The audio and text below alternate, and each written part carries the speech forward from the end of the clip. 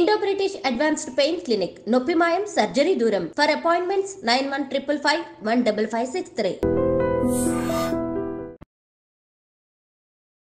అంకిత రాజ్ అసలు ఈ పేర్లను విడదీసి చూడడానికి కూడా కొందరు ఇష్టపడరు.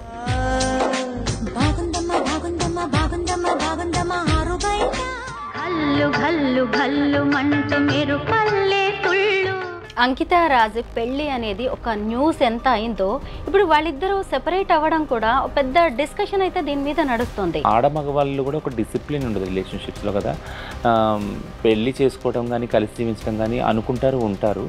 బట్ అనుకున్నప్పుడు ఉన్న ఆ ఎనర్జీ ఆ డిసిప్లిన్ విడిగా బతుకుతాం అనుకున్నప్పుడు కనపడదు. రాజ్ ఫీల్ అయ్యాడని అస్సలు అన్నాను నేను. రాజ్ కూడా చాలా యాక్సెప్ట్ చేసే అబ్బాయి కాబట్టి మీరు అన్నట్టు వీడియోస్లో ప్రైజ్ చేశాడు, ఆ అమ్మాయిని ప్రైజ్ చేశాడు.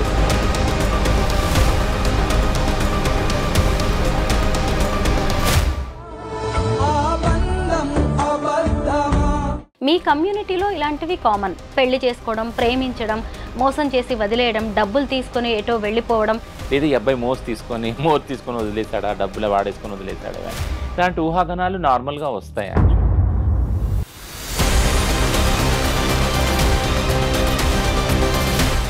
ఎక్కువగా ఈ ట్రాన్స్జెండర్స్ హిజ్రాలు అనేవాళ్ళు ఇన్కమ్ సోర్స్ ఎక్కువగా ఏముంటుందంటే సెక్స్ వర్క్, తర్వాత కలెక్షన్స్, బెగ్గింగ్, ఇవి కదా. కానీ పెళ్ళైన తర్వాత కూడా చాలామంది వీటిని కంటిన్యూ చేస్తూ ఉంటారు. చాలామంది బ్రేకప్ ఎందుకు అవి చెప్పము ఎందుకు అని అంటే we won't believe in that ethics also. ఇప్పుడు సిస్ హెటెరోనార్మేటివ్ సొసైటీలో ఒక ప్రిన్సిపల్, ఒక ఫిలాసఫీ బిలీవ్ చేసేది ఏంటంటే ఆడవాళ్ళు పెళ్ళైనాక వేరే పురుషుల పట్ల ఇంకో రకంగా చూడకూడదు అనేది. అది మా కమ్యూనిటీకి అసలు వర్తించదు, ఎల్జిబిటీ కమ్యూనిటీకి వర్తించదు. టు బీ ఫ్రాంక్ నేను చెప్పేది ఏంటంటే, అందరికీ నమస్కారం, నేను Swarupa Potlapalli. Welcome to I Dream. Ankita Raj అసలు ఈ పేర్లను విడదీసి చూడడానికి కూడా కొందరు ఇష్టపడరు. అంకిత అనే ట్రాన్స్జెండర్ను రాజ్ పెళ్లి చేసుకోవడంతో అందరూ అతన్ని హీరోలాగా చూశారు. అయితే వాళ్ళ పెళ్లి కొన్నాళ్లే సాగింది, 3 నాళ్ల ముచ్చటగా మిగిలిపోయింది. ఈ మధ్య వారిద్దరూ విడిపోయారు. అసలు అంకిత రాజ్ మధ్య మనస్పర్ధలు ఎందుకు వచ్చాయి, వాళ్ళు ఎందుకు విడిపోయారు, అసలు ఈ ట్రాన్స్జెండర్స్ పెళ్లిళ్ళు ఎందుకు నిలవలేకపోతున్నాయి, ఇలాంటి దాని మీద ఇప్పుడు పెద్ద చర్చ జరుగుతోంది. ప్రస్తుతం నాతో పాటు ట్రాన్స్జెండర్స్ రైట్స్ యాక్టివిస్ట్ రచన ముద్రబోయిన ఉన్నారు. ఆమెకు అంకిత అండ్ రాజ్ వీళ్ళిద్దరితో మంచి అసోసియేషన్ ఉంది, వాళ్ళిద్దరు కూడా బాగా తెలుసు.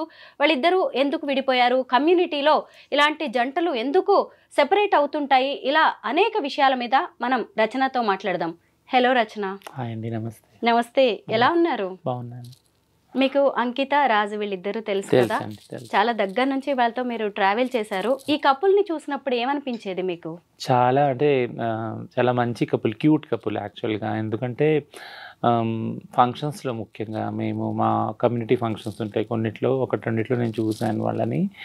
అండ్ వాళ్ళ మధ్య ఉన్న chemistry I really like prize అనమాట. ఎందుకంటే మా కమ్యూనిటీ ఫంక్షన్స్లో డాన్స్ ఇస్ నార్మల్లే. సో అందులో మంచి డాన్సర్ అంకిత. డాన్స్ వేసేది కొన్ని సాంగ్స్కి వాటికి. ఎందుకు చెప్తున్నానంటే నా సొంత ఎక్స్పీరియన్స్ కూడా ఒకటి ఉంది. ఒకసారి ఒక ఫోటోషూట్కి నా ఫ్రెండ్ ఒక ఆయన న్యూయార్క్ నుంచి వచ్చాడు, మ్యాక్ అని. తను ఫోటోషూట్స్ చేసేటప్పుడు నన్ను నా పార్ట్నర్ది చేస్తా అన్నాడు అనమాట, అక్కడ ఎగ్జిబిషన్లో పెడతా అని. తను నాది సింగిల్ పిక్స్ తీసుకున్నాడు, అట్లా నా పార్ట్నర్ది కూడా తీసుకున్నాడు. మా ఇద్దరిది కలిపి తీసుకున్నప్పుడు తను ఏమన్నాడంటే, ఒక 2 పిక్స్ తీసుకున్నాక, రచన ఒకసారి ఇట్లా రా అన్నాడు. ఏంటి అని అంటే, కెమెరాలో చూడు, నువ్వు సింగిల్గా ఉన్నప్పుడు నీ ఫేస్ ఎలా ఉంది, మీ ఇద్దరు కలిసినప్పుడు చూడు నువ్వు ఎంత హ్యాపీగా ఉండవు నీ ఫేస్లో కనిపిస్తుంది. అది నా మైండ్లో రిజిస్టర్ అయింది యాక్చువల్గా. ఈ ఫంక్షన్స్లో అంకిత డ్యాన్స్ చేసేటప్పుడు నేను ఒక్కసారి అంకితని చూసాక రాజ్ వైపు చూశాను నేను. He so happy.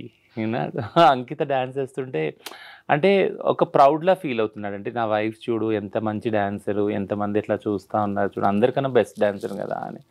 So that comes from a like హార్ట్లో ఆ ప్యూర్ లవ్, ఆ ఎఫెక్షన్ ఉన్నప్పుడే వస్తుంది. So they are beautiful couple actually. తర్వాత మళ్ళీ ఎప్పుడైనా కలిసారా? ఈ మధ్య కాలంలో మాట్లాడారా అంకితతో? చాలా తక్కువ. బట్ యా, అదే వాళ్ళు చాలా దగ్గరగా ఉన్నారు. అయితే అంకిత రాజ్ పెళ్లి మీ కమ్యూనిటీకి ఓ మంచి మెసేజ్ ఇచ్చింది. మీ కమ్యూనిటీకే కాదు, సొసైటీకి కూడా. ఒక నార్మల్ అబ్బాయి వచ్చి ఒక ట్రాన్స్జెండర్ని పెళ్లి చేసుకోవడం, అది కూడా వాళ్ళిద్దరు పెళ్లి కూడా చాలా బాగా జరిగింది. అయితే అప్పుడు మీరందరూ ఏమనుకున్నారు? కమ్యూనిటీలో ఖచ్చితంగా దీని మీద ఓ డిస్కషన్ అయితే జరిగిందిగా. మనకు కూడా మంచి రోజులొచ్చాయి. మనల్ని యాక్సెప్ట్ చేయడానికి ఇలా వస్తున్నారు అనే దాని మీద ఓ డిస్కషన్ జరిగి ఉంటుంది కదా! టు బీ ఫ్రాంక్ యాక్చువల్‌గా వాళ్ళు పెళ్ళైనప్పుడే నన్ను పిలిచారు యాక్చువల్‌గా ఇంటర్వ్యూ చేద్దాం అంకిత రాజ్ మీద అని. బట్ లైక్ అప్పుడు నాకు టైం లేకుండే. But yeah! ఆ తర్వాత ఇప్పుడు వాళ్ళు అంటే లేరు. కలిసి లేరు. బట్ ఇప్పుడు చేయాల్సొచ్చింది. బట్ ఈ ఈ జంటలు ఏదైతే ఉన్నారో ట్రాన్స్‌జెండర్ కమ్యూనిటీతో ముఖ్యంగా కలిసి జీవిస్తున్న పార్ట్నర్స్ గురించి గానీ, లేదా ఈ రిలేషన్‌షిప్స్ గురించి గానీ ఎప్పుడూ మాట్లాడాలని నాకుండే. ఎందుకంటే it's not only a community topic, it's also a legal topic and it's also a social topic కదా! అంటే మేము సమాజంలో ఉన్నాము. సమాజంలో కూడా జంటలున్నారు. ఆడ మగవాళ్ళున్నారు. అలాగా మా ట్రాన్స్ వాళ్ళతో జీవించే వాళ్ళున్నారు. ట్రాన్స్ వాళ్ళలో మళ్ళీ ట్రాన్స్ మహిళలున్నారు. ట్రాన్స్ పురుషులు కూడా ఉన్నారు యాక్చువల్‌గా. ఇప్పుడిప్పుడే ట్రాన్స్‌జెండర్ రైట్స్ అనే వాటి గురించి 2014 నుంచి మనం మాట్లాడుకోవడం స్టార్ట్ చేసాం. సుప్రీంకోర్టు జడ్జిమెంట్ తర్వాత మాట్లాడుకోవడం స్టార్ట్ చేసాం. ఓపెన్‌గా బయటికి రావటం, విజిబిలిటీ కూడా పెరిగింది కదా! 2014 ముందున్న పాపులేషన్ విజిబిలిటీ కన్నా ఇప్పుడు చాలా ఎక్కువైంది. సో, ఇప్పుడు ఈ రిలేషన్‌షిప్స్ గురించి కూడా మాట్లాడుకోవాల్సిన బాధ్యత కూడా పెరిగింది యాక్చువల్‌గా. ఇది ఎందుకంటున్నానంటే సేమ్ సెక్స్ మ్యారేజ్ అంటే మ్యారేజ్ ఈక్వాలిటీ పిటిషన్ ఏదైతే సుప్రీంకోర్టులో వేశారో, అది సుప్రీంకోర్టు కూడా అన్నది ఏంటంటే ఇప్పుడు అప్పుడే ఈ రైట్స్ రావు మీకు అని పక్కన పెట్టడం జరిగింది యాక్చువల్‌గా. అప్పుడు ట్రాన్స్‌జెండర్ యాక్టివిస్టులు అందరూ మేము ఆలోచించింది ఏంటంటే సుప్రీంకోర్టులో ఇది మనం అంటే ఇది ఫెయిల్ కాదు. అంటే వాళ్ళు ఎత్తి చూపిస్తున్నారు సిస్టమ్స్‌లో, సోషల్ సిస్టమ్స్‌లో ఉన్న లోటుపాట్లు మీకు ఇప్పుడు ఇవ్వటానికి ఏం లేదు. బట్ కానీ ప్రిపేర్‌గా లేదు సొసైటీ అనేసి ఇక్కడ హిందూ మ్యారేజ్ చట్టం ఉంది, ముస్లిం మ్యారేజ్ చట్టం ఉంది, క్రిస్టియన్ మ్యారేజ్ చట్టం ఉంది. ఏవింటిని మార్చమంటారు? అంటే మీకంటూ ఒక మ్యారేజ్ రైట్స్ ఇస్తే ఇవన్నీ కూడా డిస్కషన్‌లోకి వచ్చినాయి. అప్పటికి కూడా ఎవరైతే మెయిన్ లీడర్స్ ఉన్నారో లాయర్స్, ఇద్దరు లెస్బియన్ కపుల్స్ అరుంధతి, కర్జు వీళ్ళు వాళ్ళు దే ఆర్ లైక్ వాళ్ళు సుప్రీంకోర్టులో అది లైవ్ టెలికాస్ట్ చేశారు యాక్చువల్‌గా. అప్పుడు ఇట్స్ సో పవర్ఫుల్ వాళ్ళ ఆర్గ్యుమెంట్స్ ఏంటి అంటే వేరే సిస్‌జెండర్ కపుల్ తోటి ఆడ మగవాళ్ళు ఒకవేళ ఫ్యామిలీగా ఫామ్ అయితే వాళ్ళ పిల్లలు ఉంటారు. వాళ్ళకంటూ ఒక సోషల్ సెక్యూరిటీ ఉంటుంది. వాళ్ళు ఇల్లు రెంట్‌కి ఇస్తారు వాళ్ళకి ఈజీగా. ఇన్సూరెన్స్ పాలసీ ఉంటుంది, బ్యాంక్ అకౌంట్ ఇవన్నీ ఈజీగా అయిపోతాయి వాళ్ళకి. బట్ అదే అంత ఈజీగా ఎల్‌జిబిటిక్యూఐ వాళ్ళు ఒకవేళ పెళ్లి చేసుకున్నా లేదా రిలేషన్‌షిప్‌లో ఉన్నా వాళ్ళకి అలాంటి ఫెసిలిటీస్ దొరకవు. ఒకవేళ కష్టపడి అవి సాధించుకున్నా, ఫర్ ఎగ్జాంపుల్ ఒక ఇల్లు సాధించుకున్నా కానీ బట్ చుట్టుపక్కల వాళ్ళు అదే సేమ్ రెస్పెక్ట్ ఏదైతే ఆడవాళ్ళు మగవాళ్ళకి ఇస్తారో పెళ్ళిలో ఆ కపుల్కి ఇస్తారో, ఆ ఫ్యామిలీకి ఇస్తారో అంత రెస్పెక్ట్ ఇవ్వరు యాక్చువల్‌గా. సో ఇది మెయిన్ విషయం. ఈ కపుల్ అక్కడ వాదించినప్పుడు లెస్బియన్ కపుల్ మేము ఎలా తక్కువ, మా ఆడవాళ్ళ మగవాళ్ళ రిలేషన్షిప్ కన్నా వాళ్ళ ఫ్యామిలీ కన్నా మాది ఏం తక్కువ, మమ్మల్ని ఎందుకు ఇంత విచక్షణ చేస్తున్నారు, మాకు ఎందుకు వేరే ఫెసిలిటీస్ కల్పించట్లేదు, ఇల్లు కానీ లేదా ఇన్సూరెన్స్ కానీ బ్యాంక్ అకౌంట్ ఇలాంటివన్నీ ఎందుకు కల్పించట్లేదు, దీనివల్ల ఎంతో న్యూనతా భావానికి ఇన్ఫీరియారిటీ కాంప్లెక్స్కి గురవుతున్నాము. ఇది మా మెంటల్ హెల్త్ని చాలా పాడు చేస్తుంది. కాబట్టి చాలామంది సూసైడ్లు కూడా అవుతున్నారు.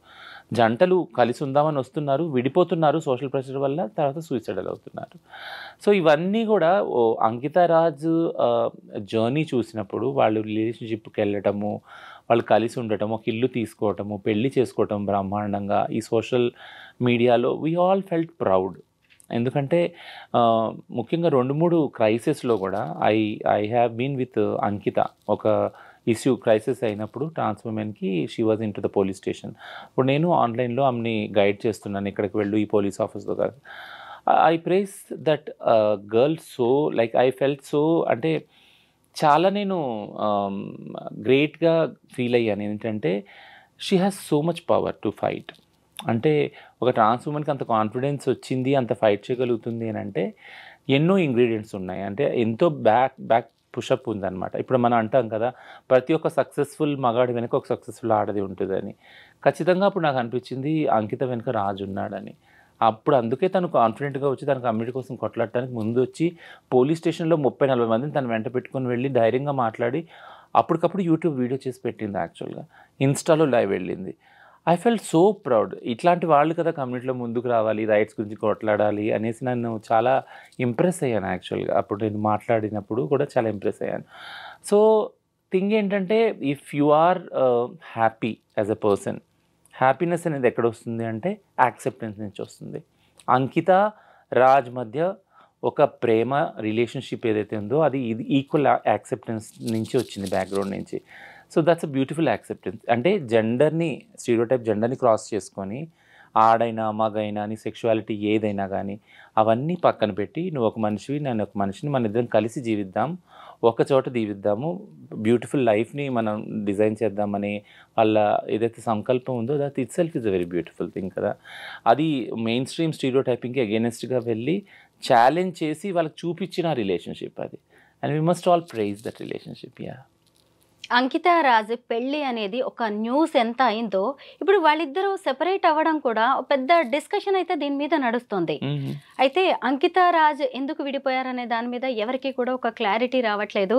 అయితే ఎందుకు వీళ్ళు విడిపోయారు అనే దాని గురించి చాలామంది తెలుసుకోవాలనుకుంటున్నారు. నిన్న తను ఒక వీడియో పెట్టింది, నేను ఈ ఇల్లు ఖాళీ చేసి కొత్త ఇంటికి వెళ్తున్నాను, 7 ఏళ్ళు ఇందులో ఉన్నాను, ఈ ఇల్లు నాకు చాలా గుడ్ మెమరీస్ ఇచ్చింది, లవ్లీ మెమరీస్ ఉన్నాయి నాకు, అలాగే కొంత సాడ్ కూడా ఇచ్చింది అని చెప్పేసి తను చెప్తుంటే అందరికీ అర్థమైపోయింది అనమాట ఆ సాడ్ ఏంటి అనేది.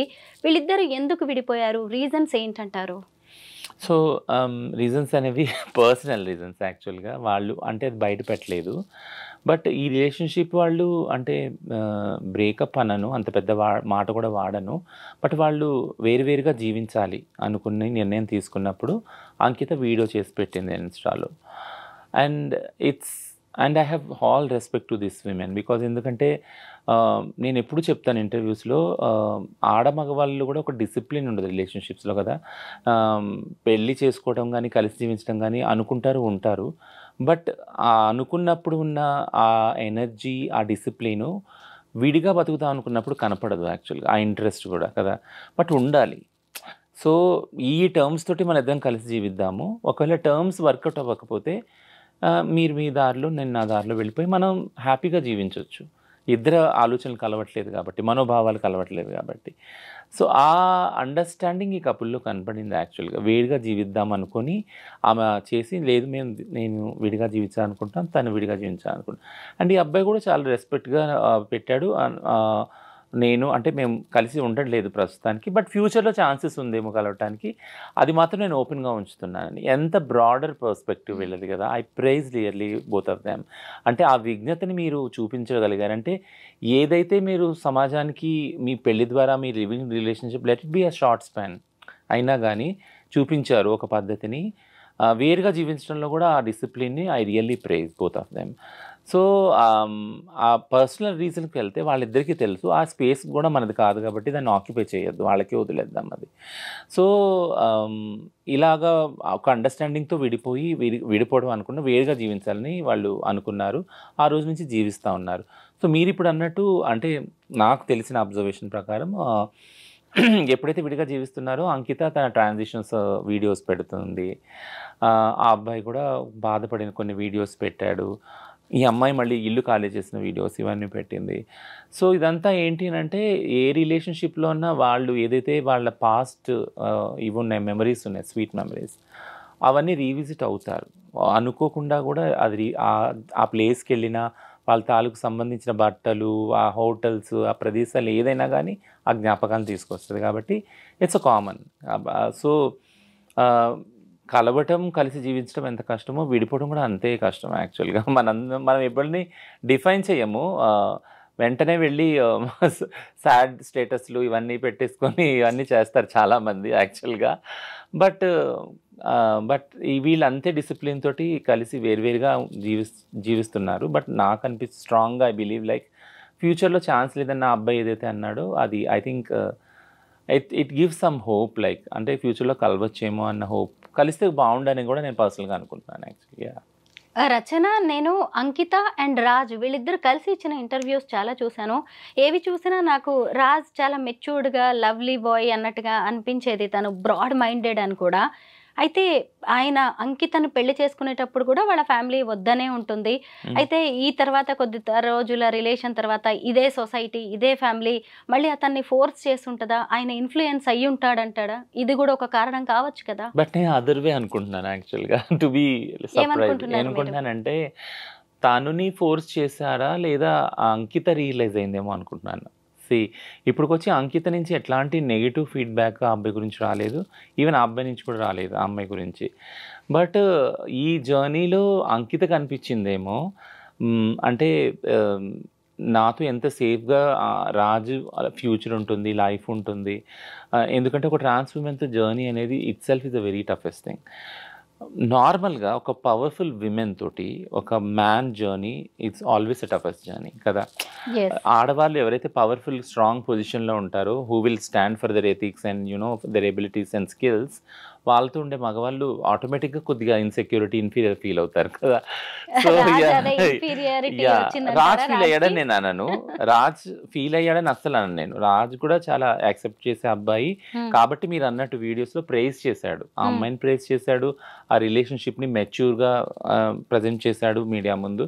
సో రాజ్ ఇన్సెక్యూర్ ఫీల్ అయ్యాడని నేను ఎప్పుడు అనను, పిరికివాడని అస్సలు అనను నేను. బట్ థింగ్ ఏంటంటే అంకిత ఆలోచించి ఉండొచ్చు ఫ్యూచర్ ఈ రిలేషన్షిప్ వల్ల రాజ్ ఫ్యూచర్ ఎఫెక్ట్ అవుద్దేమోనని. అంటే కొంచెం జర్నీ అయినాక కొన్ని క్వశ్చన్స్ వస్తాయి ఆ రిలేషన్షిప్, ముఖ్యంగా ట్రాన్సిస్ హెటరోనార్మేటివ్ రిలేషన్షిప్ ఎప్పుడైతే ఉంటుందో వాళ్ళ మధ్య ఒక రిలేషన్షిప్ ఒక ఛాలెంజ్ ఏది వస్తుందంటే పిల్లలు పుట్టరు కదా వీళ్ళకి. పిల్లలు పుట్టినప్పుడు ఎవరు కేర్ టేకర్ ఉంటారు ముసలి వయసు వచ్చాక ఈ రిలేషన్షిప్లో. ఇది ఎల్జిబిటీ కపుల్స్లో ఎప్పుడూ ఉండే ఛాలెంజ్, ఒకటి క్వశ్చన్ మార్క్ యాక్చువల్లీ. ఈ క్వశ్చన్కి ఆన్సర్ దొరకదు యాక్చువల్గా, ఎందుకంటే మామూలు సిస్జెండర్ కపుల్లో కూడా పిల్లలు లేని వాళ్ళు ఎవరు చూస్తారు, ఎవరు చూడరు. పిల్లలు ఉన్నోళ్ళు కూడా ఆ పిల్లలు చూస్తారని నమ్మకం కూడా లేదు కదా మనకి. సారీ. సో అదేవిధంగా ఎల్జిబిటీ కపుల్స్ అయితే పిల్లలే లేరు, అడాప్ట్ చేసుకోవాలి మహా అయితే. అడాప్ట్ చేసుకున్న వాళ్ళు కూడా చూస్తారా లేదా, సో ఇదంతా కూడా ఉంది. సో ఆ సెక్యూరిటీ ఏదైతే ఉందో ఆ రిలేషన్షిప్లో సేఫ్టీ ఫీల్ అవ్వనప్పుడు, ఒకళ్ళ గురించి ఒకళ్ళు అమితంగా ప్రేమించుకున్నప్పుడు, అంటే ఇప్పుడు నా తర్వాత ఎవరు చూస్తాను నేను. ఫర్ ఎగ్జాంపుల్ మా అమ్మ ఉండేది, మా అమ్మ ఎప్పుడూ ఒక బాధపడేది ఏంటంటే నా కొడుకు అదే ఇలా ట్రాన్స్గా మారాడు, నేను చనిపోయాక ఎవరు కేర్ చేస్తారు అనేది బాధపడేది మా అమ్మ. సో అదే బాధ ఒక ప్యూర్ లవ్లో తీసుకున్నప్పుడు, అమ్మ love is the universal love కదా, అన్కండిషనల్ లవ్. అట్లా ఒక రిలేషన్షిప్లో తీసుకున్నప్పుడు ఇప్పుడు నేను అంకిత వైపు నుంచి నేను ఏం ఆలోచిస్తూ ఉన్నానంటే యాక్చువల్లీ నన్ను నేను పెట్టుకొని, she might have thought that నేను ఒకవేళ ఈ రిలేషన్షిప్లో తిను ఒకవేళ చాలా కష్టాలను ఫేస్ చేస్తే ఖచ్చితంగా రాజ్ కష్టాలు ఫేస్ చేసి ఉంటాడు. ట్రాన్స్ ఉమెన్తో ఉంటామంటే ఈజీ జర్నీ కానే కాదు. చుట్టుపక్కల ఉన్న వాళ్ళు డే 1 నుంచి మార్నింగ్ నుంచి మేము ఎంత వివక్షత ఎదుర్కొంటున్నామో దానికి 5 10 వాళ్ళు ఎదుర్కొంటారు. కిందకి వచ్చినప్పుడు నేను చెప్తున్నాను నా పార్ట్నర్ ఎక్స్పీరియన్స్, కిందకి వచ్చినప్పుడు బైక్ తీస్తూ ఉంటే ఏంటి, ఎందుకున్నావు ఈ రిలేషన్షిప్, నీకు అమ్మాయి దొరకలేదా, నువ్వు ఇంపార్టెంట్వా, నువ్వు మగోడువు కాదా, మగతనం లేదా, ఇట్లాంటి క్వశ్చన్స్ యాక్చువల్లీ. అది మొదలుకొని వెళ్ళిన ప్రతి సింగిల్ స్పేస్లో కూడా క్వశ్చన్ చేస్తారు, అసలు నీకు వేరే ఆడవాళ్ళు దొరకలేదా, ఇక్కడ ఎందుకు ఉంటున్నావు, ఇవన్నీ బ్రెయిన్ వాషింగ్ ఉంటుంది. బట్ దీన్ని అంతా మేము ఫేస్ చేయగలం యాజ్ ఎ ట్రాన్స్, మమ్మల్ని అడగరు కూడా యాక్చువల్గా. వాళ్ళు ఫేస్ చేయగలరా, చాలా తక్కువ మంది ఫేస్ చేస్తారు. అది వాళ్ళు పడుతున్న బాధ మాకు ఇంకా బాధ కలిగిస్తుంది యాక్చువల్లీ. నా లైఫ్లో కూడా అదే జరిగింది. నేను ఎప్పుడూ నా వివక్షత నేను ఎదుర్కోలే యాజ్ ఎ ట్రాన్స్గా. I'm so vocal and so vibrant. నేను బయటికి వెళ్తేనే అసలు ఎవరు నా ముందుకు రావాలంటేనే దడుచుకునేవాళ్ళు, అట్లాంటి క్యారెక్టర్ పర్సనాలిటీ నాది. బట్ నా పార్ట్నర్ ఈజీ ప్రే అయిపోయేవాడు. ఒక గుడికి వెళ్ళినా లేదా ఒక ఏదైనా ప్రేయింగ్ దానికి వెళ్ళినా, ప్రేయర్ చేయడానికి వెళ్ళినా, ఒక గ్యాదరింగ్కి వెళ్ళినా వెంటనే అందరూ నొసలు బ్రుకుట్లు ముడిపడేది ఏంటంటే ఓ పలానా వాళ్ళ పార్ట్నర్. సో కాబట్టి అక్కడ నా గురించి, నా విషయం గురించి తన స్టేటస్ తగ్గించడం, తనని క్రిటిసైజ్ చేయటం, స్టిగ్మా చేయటం, డిస్క్రిమినేట్ చేయటం, బుల్లింగ్ చేయటం, ఇదంతా జరిగేది యాక్చువల్గా. అదంతా ప్రెషర్ కదా, అది ఎక్కడ లేని ప్రెషర్. ఆ ప్రెషర్ ఎక్కడ చూపించాలి యాక్చువల్గా. వాళ్ళు కూడా వాళ్ళ తల్లిదండ్రులు వదులుకొని వచ్చి కలిసి జీవిద్దామనే వస్తారు కదా. సో ఈ ప్రెషర్ని ఎలా కోపప్ చేయాలి రిలేషన్షిప్లో, ఇవన్నీ నేను అనుభవించాను కాబట్టి ఐ కెన్ నో దట్, ఆ అండర్స్టాండింగ్ నాకుంది. So I completely like opposite to you. అంకితనే డెసిషన్ తీసుకొని ఉండొచ్చు కదా, ఈ అబ్బాయి సేఫ్టీ గురించి, తను సేఫ్గా ఉండాలి, తన ఫ్యూచర్ సెక్యూర్ ఉండాలని దూరం పెట్టి ఉండొచ్చు కూడా అనుకుంటున్నాను. రచన, ఇప్పుడు మనము అంకిత రాజ్ కేసుని ఒక ఎగ్జాంపుల్గా మాట్లాడుకుంటున్నాం, కానీ మీ కమ్యూనిటీలో ఇలాంటివి కామన్. పెళ్లి చేసుకోవడం, ప్రేమించడం, మోసం చేసి వదిలేయడం, డబ్బులు తీసుకొని ఎటో వెళ్ళిపోవడం, ఇలాంటివి మీరు చూస్తూనే ఉన్నారు, వీటన్నిటిని మీరు భరిస్తూనే ఉన్నారు కదా. అయితే మరి అంకిత రాజ్ కేసులో కూడా ఇలా ఏమైనా జరిగి ఉంటుందా? ఎందుకంటే వీళ్ళిద్దరూ చాలా ఫ్యూచర్ ప్లాన్స్ వేసుకున్నారు, పిల్లల్ని అడాప్ట్ చేసుకోవాలనుకున్నారు. అలాంటి వాళ్ళు ఇప్పుడు సెపరేట్ అయిపోయారు. అది కూడా అంకితలో తీవ్ర ఆవేదన కనిపిస్తూనే ఉంది. అంటే మామూలుగా అమ్మాయి అందంగా ఉంది, బాగుంది కాబట్టి ఆమెను కూడా మోజు తీర్చుకొని ఎంజాయ్ చేసి వదిలేశాడు లాంటివి కూడా కొన్ని కామెంట్స్ వినిపిస్తున్నాయి. ఇలాంటిది ఏమైనా జరిగి ఉంటుందా? We should not be judgmental on that. ఎందుకంటే అంటే దీన్నొక తప్పుగా, దీన్నొక అంటే ఒక విక్టిమ్ మోడ్లో ఇద్దరిని చూడటము, అంటే ఆ అబ్బాయి చేత మోసగించబడిందా లేదా ఆ అబ్బాయి మోసపోయాడా ఈమె చేతిలో, ఆ జడ్జ్మెంట్స్కి మనం వెళ్ళకూడదు యాక్చువల్గా. ఎందుకంటే ఇది కామన్ జడ్జ్మెంట్ వస్తుంది మనకి, ఈ క్రిటిసిజం వస్తుంది యాక్చువల్గా. సిస్ హెటెరోనార్మటివ్ రిలేషన్షిప్స్లో ఇది ఉంది ఆల్రెడీ కదా. ఒకళ్ళు బాధ పెట్టినప్పుడు ఒకళ్ళు కోర్టుకి వెళ్ళడము, పంచాయతీలు తీర్చుకోవడము, కమ్యూనిటీస్లో డైవర్స్ తీసుకోవడము, పిల్లల్ని ఏం చేయాలనుకోవడం, ఇదంతా కూడా ఉన్నది యాక్చువల్గా. సో ఈ థాట్ ఈజీగానే వస్తుంది మనకి, ఎవరు ఏం చేశారు, దానివల్ల వెళ్ళిపోయారా, డబ్బులు ఉన్నాయా, లేకుంటే వేరే రిలేషన్షిప్స్ ఏమైనా ఉన్నాయా ఇద్దరికి, ఇవన్నీ కూడా అనుమానాలు వస్తాయి యాక్చువల్. అన్లెస్ అంటే దే క్లారిఫై. ఎందుకంటే ఎంతో విజ్ఞతతోటి వాళ్ళు విడిపోయారు. విడిపోవడం అంటే వేరుగా జీవిస్తారన్నారు. మాటి నేను చెప్తున్నా, విడిపోయారని నేను అనను యాక్చువల్గా. వేరువేరుగా జీవించాలని నిర్ణయం తీసుకున్నారు, విజ్ఞతతోటి వాళ్ళు ఉంటున్నారు కూడా. సో వాళ్ళ మధ్య మనం ఈ ఊహాగానాలు చేయొద్దు. అంటే డబ్బు వల్లనో మోజు వల్లనో ఇదైందని ఎందుకు చేయొద్దు అంటున్నానంటే, నార్మల్గానే ప్రతిదీ ఎల్జిబిటిక్యూ రిలేషన్షిప్స్లో ఉన్నది ఎప్పుడైతే పబ్లిక్ ముందుకు వస్తుందో ఆ రిలేషన్షిప్, వాళ్ళకి ప్రైవేట్ లైఫ్ లేదు, చాలా తక్కువ ఉంది. వాళ్ళ ప్రైవేట్ లైఫ్ అంతా పబ్లిక్లో ఉంది, యూట్యూబ్లో ఉంది యాక్చువల్ కదా. వాళ్ళ ఇల్లు కానీ, వాళ్ళు పెళ్లి చేసుకుంది కానీ, వాళ్ళ డైలీ లైఫ్ కానీ, ఇదంతా కూడా ఇంటర్వ్యూస్లో ఉంది, పబ్లిక్గా ఉంది. సో పబ్లిక్గా ఉన్నప్పుడు పబ్లిక్ ఏం చేస్తారంటే అదే బైనరీలో ఆలోచిస్తారు. ఆడమగవాళ్ళ రిలేషన్షిప్స్లోనే ఈమె తప్పు చేసిందా, ఈయన తప్పు చేశాడా, ఈయన తప్పు వల్ల వదిలేసిందా ఈమె, లేదా ఈమె తప్పు చేయడం వల్ల ఎక్కడో ట్రాన్స్ వాళ్ళు అందరూ చేస్తారు కదా, బయట సెక్స్ చేస్తుంటుంది, ఇట్లాంటివన్నీ ఆ ఊహాగానాలు ఉంటుంది. లేదా ఈ అబ్బాయి మోజు తీసుకొని వదిలేశాడా, డబ్బులు వాడేసుకొని వదిలేశాడా, ఇలాంటి ఊహాగానాలు నార్మల్గా వస్తాయి యాక్చువల్గా. బట్ నేను ఎప్పుడూ చెప్పేది ఏంటంటే అన్ని ఇంటర్వ్యూస్లో ఎల్జిబిటిక్యూ రిలేషన్షిప్స్, పార్ట్నర్షిప్ ఏదైతే ఉందో, కలిసి జీవించడం కానీ పెళ్ళి కానీ, ఇది డిఫరెంట్ రిలేషన్షిప్. సిస్ రిలేషన్షిప్లా కాదు ఇది యాక్చువల్. ఎందుకంటే సిస్ రిలేషన్షిప్స్కి దగ్గర రావడానికి, ఫర్ ఎగ్జాంపుల్ పెళ్ళి అనుకుందాం, పెళ్ళిలో అసలు ఇద్దరి సమ్మతం ఉందా, లేదు కదా, పెద్దలు నిర్ణయిస్తారు. ఆ అబ్బాయి ఎవరో ఆ అమ్మాయికి తెలియదు, అమ్మాయి ఎవరో అబ్బాయికి తెలియదు. అక్కడ పెళ్లి నుంచి వాళ్ళ రిలేషన్షిప్ స్టార్ట్ అవుతుంది, ఒకరికొకరు తీసుకుంటాం. కానీ మా రిలేషన్షిప్ అలా కాదు కదా. మేము ఒకళ్ళనొకళ్ళు అబ్జర్వ్ చేసుకుంటాం, ఒక జర్నీ చేస్తాం యాక్చువల్గా. అప్పుడు నిర్ణయించుకుంటాం మనం కలిసి జీవించాలా, పెళ్లి చేసుకోవాలా అని. సో దిస్ స్టార్టింగ్ పాయింట్ చాలా డిఫరెంట్ ఉంది, దాన్ని చూడండి. అప్పుడు ఒక అండర్స్టాండింగ్ అవుతుంది. ఇది ఫస్ట్ మెట్టు. సెకండ్ మెట్టు ఏంటంటే రిస్క్. ఇప్పుడు నేను ఈ అబ్బాయి నాతో ఉంటున్నాడు, ఈ అబ్బాయితో ఉండటం వల్ల నేను నా ఫ్రీడమ్ని కోల్పోతాను యాక్చువల్గా. నాకు చాలా బాయ్ ఫ్రెండ్స్ ఉండొచ్చు, లేదా నేను సెక్స్ వర్క్లో ఉండొచ్చు ప్రొఫెషన్గా కదా, వీటిలన్నిటిని నేను ఫోర్గో అవ్వాలి. ఆ సాక్రిఫైస్ నేను చేయాలి, ఎందుకంటే నేను ఒక వైఫ్ని అవుతున్నాను ఇప్పుడు అబ్బాయి కాబట్టి అనే అండర్స్టాండింగ్కి ఈ అమ్మాయి రావాలి. ఆ అబ్బాయి కూడా నాకు ఒక రిలేషన్షిప్, ఫ్రెండ్ సర్కిల్ ఉంది, నా ఇంటి వాళ్ళు ఉన్నారు, వాళ్ళ ఖాందాన్ ఉంది, కాస్ట్ ఉంది, క్లాస్ ఉంది, ఇవన్నీ వదులుకొని ఈ ప్రేమ నాకు వాల్యుబుల్ అనేసి అమ్మాయితో కలిసి జీవించడానికి వస్తాడు అబ్బాయి కదా. అవన్నీ వదులుకొని వస్తాడు. ఆ అబ్బాయి కూడా ఆలోచించి ఉంటాడు, I have to forgo all this కదా, నేను అన్ని వదులుకొని ఈ ప్రేమ నాకు ముఖ్యము, ఇది నాకు చాలా ఇంపార్టెంట్ అనేసి వస్తాడు, డెసిషన్ తీసుకున్నాడు. సో ఈ డెసిషను ఒక్క నైట్లో, ఒక్క స్పాట్లో, ఒక్క స్పార్క్లో అయింది కాదు కదా. It is an understanding between two individuals who are coming from different backgrounds and taking risk అనేది అందులో ఉంది యాక్చువల్గా. ఆ నిశ్చయం తీసుకుంటానికి ఎంతో స్ట్రాంగ్ ఇది ఉండాలి, థ్రెషోల్డ్ ఉండాలి యాక్చువల్గా కదా. ఇద్దరికీ ఉంది, అది ఉండబట్టే వాళ్ళు ప్రైవేట్ లైఫ్ని పబ్లిక్ చేయగలిగారు, అంత నిర్భయంగా ఉండగలిగారు రిలేషన్షిప్లో, అంత నిర్మోహమాటం కూడా బయటకు వచ్చి చెప్పారు. So I never degrade the relationship, I praise the relationship. I really నేను నిజంగా మనస్ఫూర్తిగా అనుకుంటున్నాను, నేను అంటే మనస్ఫూర్తిగా బ్లెస్ కూడా చేస్తున్నాను వాళ్ళని. Their love will be forever, like though they are not living together, అది నేను అనుకుంటున్నాను. యా, ఎక్కువగా ఈ ట్రాన్స్జెండర్స్, హిజ్రాలు అనేవాళ్ళు ఇన్కమ్ సోర్స్ ఎక్కువగా ఏముంటుందంటే సెక్స్ వర్క్, తర్వాత కలెక్షన్స్, బెగ్గింగ్, ఇవి కదా. కానీ పెళ్ళైన తర్వాత కూడా చాలామంది వీటిని కంటిన్యూ చేస్తూ ఉంటారు. చాలామంది బ్రేకప్కి కూడా ఇదే రీజన్ అని కూడా తెలుస్తూ ఉంది. మరి ఎవరికైనా పెళ్ళవుతున్నప్పుడు మీ కమ్యూనిటీలో మీరు కౌన్సిలింగ్ చేస్తారా? పెళ్ళవుతుంది, సొసైటీ, హస్బెండ్ ఇలాంటివి యాక్సెప్ట్ చెయ్యరు, మనం ఈ సెక్స్ వర్క్ కానీ, బెగ్గింగ్, కలెక్షన్ లాంటివి మీరు ఆపేయాలని కౌన్సిలింగ్ ఇవ్వడం కానీ, ఇలాంటి కొన్ని కేసెస్ని బట్టి చేస్తూ ఉంటారా మీరు ఇలాంటివి ఏమైనా? అలా కౌన్సిలింగ్ ఎప్పుడు చేయమంటే మీరు ఇవి మానుకోవాలి, మీరు ఇలా ఉండాలి, ఆ అబ్బాయికి రిస్క్ ఉందని ఆ అబ్బాయిని ఇట్లా ఎప్పుడు చేయము. నేను ఇందాక చెప్పినట్టు ఈ అండర్స్టాండింగ్ ఉండే చేసుకుంటా. ఫర్ ఎగ్జాంపుల్ ఒక ట్రాన్స్ ఉమెన్ ఉంది, ఆమె సెక్స్ వర్క్లో ఉంది యాక్చువల్గా.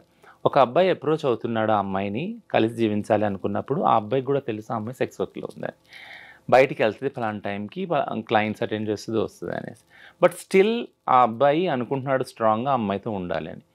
దట్స్ అన్ అండర్స్టాండింగ్ కదా, అంటే అక్కడ ఒక అండర్స్టాండింగ్ ఉంది ఇద్దరి మధ్య. ఆ అమ్మాయి విజిబుల్గా లేదు అని కాదు కదా, అమ్మాయి చెప్తుంది కూడా ఆమె సెక్స్ వర్కర్ ఆమె ట్రాన్స్ అని, ఓపెన్ అండ్ అవుట్ అది కదా, అక్కడ దాచింది ఏది లేదు కదా.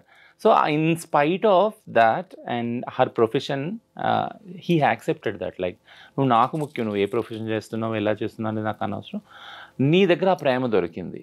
సో ప్రతి ఒక్క వ్యక్తి కూడా, ఇది ట్రాన్స్ విషయం పక్కన పెడితే ప్రతి ఒక్క వ్యక్తి కూడా ప్రేమను ఎక్కడ వెతుక్కుంటాడు, ఏదైతే పోగొట్టుకుంటారో వాళ్ళ చిన్నదనంలో అలాంటి ప్రేమను వెతుక్కుంటారు జీవితాంతం.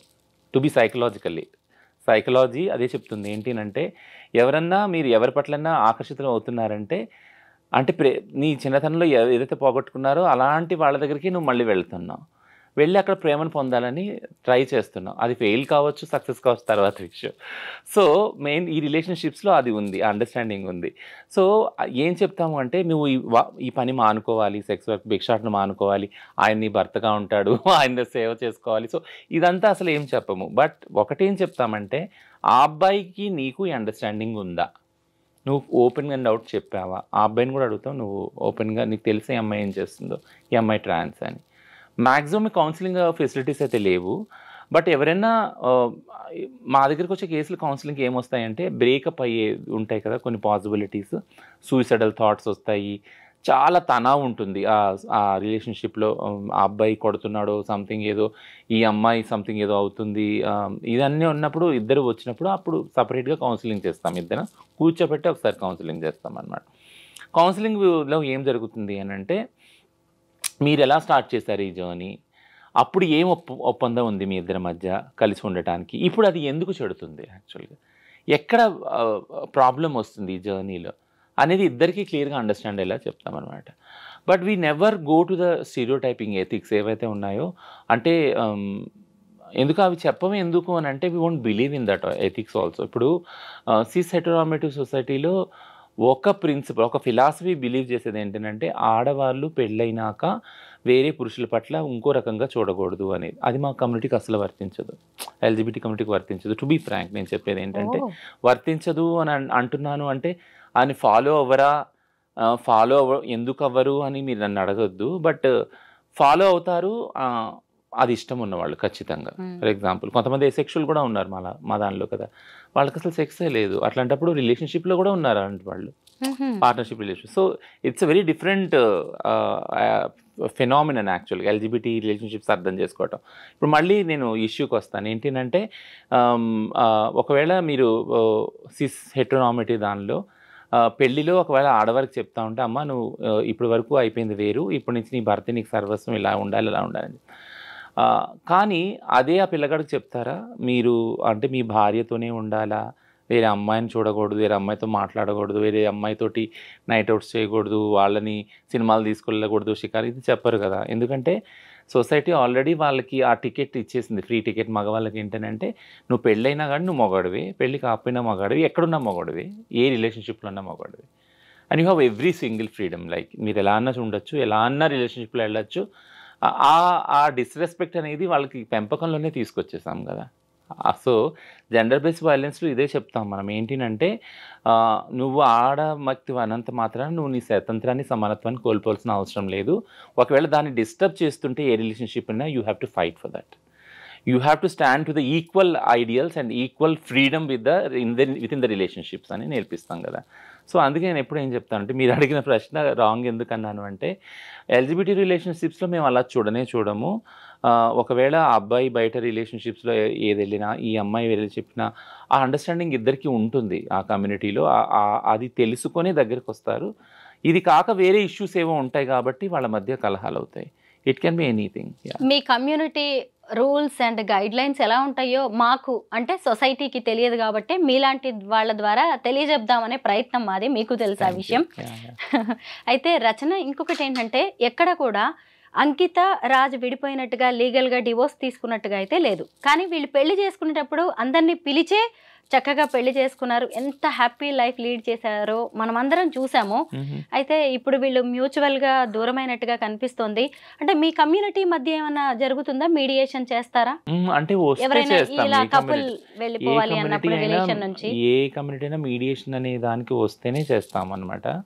సో మేము కల్పించుకొని మీడియేషన్ చేసేది ఏముండదు. ఇందులో ఎవరు మీడియేషన్ కోసం రాలేదు.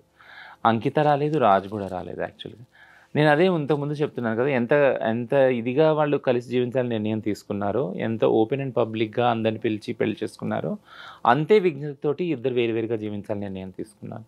So it's a very like peaceful process. The whole process is like Rachana, నేను మిమ్మల్ని నేను ఇంటర్వ్యూకి పిలవాలి అనుకున్నప్పుడు ఒక వీడియో షేర్ చేశాను. నేను ఈ మధ్య డాక్టర్ లక్ష్మీ కట్ట అని సీనియర్ అడ్వకేట్ని ఇంటర్వ్యూ చేశాను. నేను ఆమె తన ఎల్ఆర్ ఫౌండేషన్ ద్వారా చాలామంది ఇలాగ ట్రాన్స్జెండర్స్కి, ట్రాన్స్ విమెన్, ట్రాన్స్ మెన్కి హెల్ప్ చేస్తున్నారు లీగల్గా. ఆవిడ ఇంటర్వ్యూ చేసినప్పుడు సడన్గా అంకిత టాపిక్ వచ్చింది. నేను చేసిన ఆ ఇంటర్వ్యూ బాగా వైరల్ అయింది. అయితే ఒక ఇంటర్వ్యూ కింద వచ్చిన కామెంట్స్ నేను ఇప్పుడు చదువుతాను రచన, ఎందుకంటే దానికి మీరు కొంచెం ఆన్సర్ చేస్తే బాగుంటుందేమో అనిపించింది. ఈ కామెంట్స్ అనేవి సొసైటీ వేస్తున్న ప్రశ్నలు, దీనికి మీరు చెప్తే బాగుంటుంది. కొన్ని మాత్రమే కామెంట్స్ నేను చదువుతాను.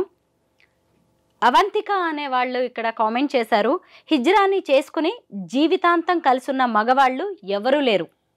మీకు ప్రేమ ఉంటే ఓ స్నేహితుడిగా, అన్నగా ఉండండి. ఎందుకు ప్రేమ పెళ్ళి అంటూ హిజ్రాలను చేసుకోవడం?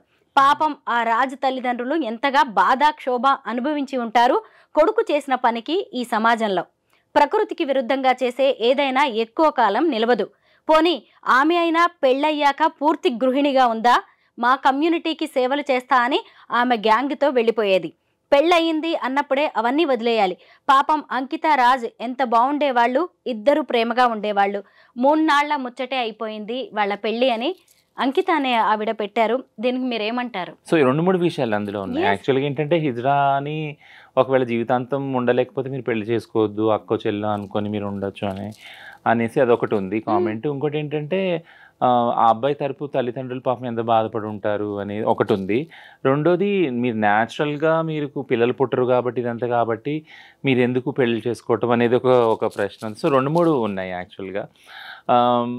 నేను చెప్పడం ఏంటంటే ఫస్ట్ ఇష్యూకి వచ్చి, అంటే హిజ్రాని చెల్లి, అక్క, తల్లి ఓకే, అది చూస్తూనే వచ్చింది తరతరాలుగా సమాజము. హిజ్రా వాళ్ళ దీవెనలు మంచివి అని, వాళ్ళు వెళ్ళినప్పుడు, పిల్లలు పుట్టినప్పుడు, దుకాణాలు ఓపెన్ చేసినప్పుడు, పెళ్ళిళ్ళు అయినప్పుడు వాళ్ళ దీవెన తీసుకోవడానికి వాళ్ళని పిలిచి వాళ్ళ దీవెనలు తీసుకునేవాళ్ళు. సో హిజ్రా వ్యవస్థ సోకాల్డ్ ఏన్షియంట్ ట్రెడిషన్ చూసినప్పుడు వాళ్ళకి పెళ్ళి అనేది లేనే లేదు యాక్చువల్గా. సో పెళ్ళి అనేది లేదు ఎందుకు అని అంటే వాళ్ళ శరీరాల్లో సెక్స్ లేదు యాక్చువల్గా. వాళ్ళు సర్జరీ ఏదైతే చేసుకుంటారో దాని ద్వారా సెక్స్ అనే దాని నుంచి విడిపోతారు, సెక్స్ ఉండదు.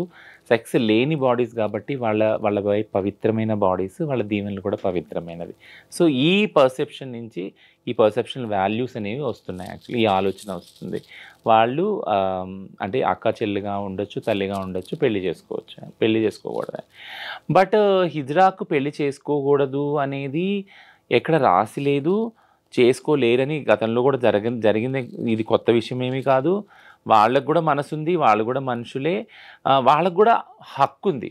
ముఖ్యంగా ఏంటంటే ఎప్పుడైతే సుప్రీంకోర్టు చెప్పిందో సమాన హక్కులు, రాజ్యాంగ హక్కులు అన్నప్పుడు కలిసి జీవించే హక్కు వాళ్ళకు కూడా ఉంది. అది కోర్టులు ఒప్పుకోలేదు, సుప్రీంకోర్టు ఒప్పుకోలేదు, సపరేట్ రాజ్యం చేస్తే అది వేరే విషయం. బట్ రాజ్యాంగ హక్కులు వాళ్ళకు ఉన్నాయన్నప్పుడు ఆడవారికి మగవారికి ఉన్న స్వేచ్ఛ, స్వతంత్రాలు హిజ్రాలకు కూడా ఉన్నాయి. So they can be in relationship, they can marry also. అది లీగల్ గుర్తింపు పొందదు, అది వేరే విషయం. ఆ చట్టాలు మార్చాలి, ఆ బ్యాటిల్ జరుగుతూ ఉంది సపరేట్గా. రెండో విషయం వచ్చి అంటే సో ఒకవేళ కలిసి ఉన్నప్పుడు లేదా పెళ్లి చేసుకున్నప్పుడు ఖచ్చితంగా పార్ట్నర్ అని అంటారు, భార్య భర్తలనే అంటారు వాళ్ళని. కాబట్టి ఆ రిలేషన్షిప్ ఆటోమేటిక్గా అలానే ఐడెంటిఫై అవుతుంది. రెండోది, ఆ పిల్లాడి తల్లిదండ్రులు ఎంత బాధపడి ఉంటారు. బాధ మా తల్లిదండ్రులకు కూడా ఉంది కదా. అంటే మా కొడుకు ఇలా అయిపోయాడు, ఇల్లు బోర్డులు వచ్చేసాడు. ఒక్కొక్క చోట మాకు అన్న తమ్ముళ్ళు ఉన్న చోట మేము వాళ్ళలో ఒకటైనప్పుడు వాళ్ళకు వంశాంకురాలు ఉన్నారు, మధ్యవాడు వెళ్ళిపోయిన పెద్దోడికి చిన్నోడు ఉన్నారు, లేదా ఒకడు వెళ్ళిపోయినా ఒకడు ఉన్నారు, ఇట్లా అనుకొని సరిపెట్టుకుంటారు. ఎవరు లేని వాళ్ళు మరి ఒకడే కొడుకు ఉంటాడు. ఆ ఒక్క కొడుకు వచ్చి ట్రాన్స్ ఉమెన్గా మారిపోయి వాళ్ళకి మనుగడ లేక భిక్షాటన సెక్స్ వర్క్లోకి వచ్చేసినప్పుడు వాళ్ళు బాధపడతారు. ఓకేనా. సో ఆ బాధ ఇన్ని రోజులు కూడా ఎవరు మాట్లాడలేదు యాక్చువల్గా. ట్రాన్స్ మహిళలు వాళ్ళ ఇళ్ళలోంచి వెలివేయబడి వాళ్ళ ఇల్లు వదిలిపెట్టేసి వచ్చి, బట్ వెలివేయబడినా వచ్చేసినా కానీ అక్కడ బాధ్యతలు వాళ్ళు నిర్వర్తించారు. ఒక అన్నగా, ఒక చెల్లిగా, ఒక కొడుకుగా. ఓకేనా. ఆ రిలేషన్షిప్లో అక్కడ ఉన్న వాళ్ళ చదువులు కానీ పెళ్ళిళ్ళు కానీ అన్నీ నేను సంపాదించిన భిక్షాటం ద్వారా సెక్స్ ఓళ్ళు అమ్ముకున్న డబ్బు ద్వారా అవన్నీ ఫుల్ఫిల్ చేశారు మా వాళ్ళు. అడగండి ఎవరు ఫుల్ఫిల్ చేయలేదు. మేము బయటకు వచ్చేసినా మేము జీవించేది మా కోసం కాదు, మా సోకాల్డ్ ఫ్యామిలీ కోసమే, మా అక్కల కోసం, మా తమ్ముళ్ళ కోసం, మా అమ్మ నాన్నల కోసమే బతుకుతాం. మేము సంపాదించి ప్రతి సింగిల్ పైసా వాళ్ళకి పెడతాం. వాళ్ళు మా ప్రయారిటీ యాక్చువల్గా. ఆ తర్వాత వీళ్ళు మా ప్రయారిటీ. సో మీరు ఈ అంత డిస్కషన్ తర్వాత ఒకటి విషయం మీకు అర్థమవుతుంది. అంటే ఈ ప్రాసెస్ అంతట్లో ట్రాన్స్ మహిళలకి అసలు ప్రేమ ఎక్కడ దొరికింది? దొరకలేదు. మీరు ఆ సోకాల్డ్ వ్యక్తి ఎవరైతే రిలేషన్షిప్లో వచ్చాడో, కొంతకాలం ఉన్నాడో, ఉండలేక ఇమ్మడలేక వెళ్ళిపోయాడో, ఆ వ్యక్తి గురించి వాళ్ళ తల్లిదండ్రుల గురించి మాట్లాడతారు. ఆ వ్యక్తి తిరిగి ఆ వ్యవస్థలోకి వెళ్ళినా మళ్ళీ ప్రేమ దొరుకుద్ది. వాళ్ళ తల్లిదండ్రులు దొరుకుతారు, అన్నతమ్ముళ్ళు దొరుకుతారు, అక్క చెల్లి దొరుకుతారు. మా ట్రాన్స్ మహిళలకి దొరకరే, ఎప్పటికీ దొరకరు. ఈ దొరికిన కొద్దిపాటి టైం కూడా ఆ వ్యక్తి ద్వారా ఆ ప్రేమ కూడా ఎప్పుడుగా స్టాండర్డ్గా ఉండదు. సో ఇందులో విక్టిమ్ ఎవరు యాక్చువల్గా? అంటే నేను కంపారిజన్ చేస్తున్నానని కాదు, బట్ ఇన్ని బాధలు ఇన్ని అలవాటు చేసుకోమని ట్రాన్స్ మహిళలు ఎందుకు వదిలేశారు? తల్లిదండ్రులు, అక్క తమ్ముళ్ళు, అన్న చెల్లెలు అందరూ వదిలేసి ఒంటరిగా వచ్చి బయట జీవిస్తా అడుక్కుంటా ఓళ్ళు అమ్మకుంటా ఈ రిలేషన్షిప్ వదిలేసి వెళ్ళిపోయినా మళ్ళీ ఆ అబ్బాయి వైపే మీరు జాలి అనేది ఎందుకు చూపిస్తూ ఉన్నారు అనేది నా ప్రశ్న, ఎదురు ప్రశ్న యాక్చువల్లీ. పెళ్ళయ్యాక పూర్తి గృహిణిగా ఉందా, మా కమ్యూనిటీకి సేవలు చేస్తా అని ఆమె గ్యాంగ్తో వెళ్ళేది. పెళ్ళయింది అన్నప్పుడే అవన్నీ వదిలేయాలి. సో పెళ్ళి, ఇప్పుడు నేను ఇంతకుముందు చెప్పాను ఒక ప్రశ్నకి సమాధానంగా, నేను ఒక క్రైసిస్ డీల్ చేసేటప్పుడు అంకిత పోలీస్ స్టేషన్లో ఉండి లైవ్ వెళ్ళింది యాక్చువల్గా. నేను ప్రౌడ్ ఫీల్ అయ్యాను. ప్రౌడ్ ఎందుకు ఫీల్ అయ్యానంటే నా సొంత లైఫ్ని కొరిలేట్ చేసుకున్నాను అంకితతోటి. ఎందుకంటే చాలా కొద్ది మంది మా కమ్యూనిటీ గురించి పనిచేసే వాళ్ళు ఉన్నారు.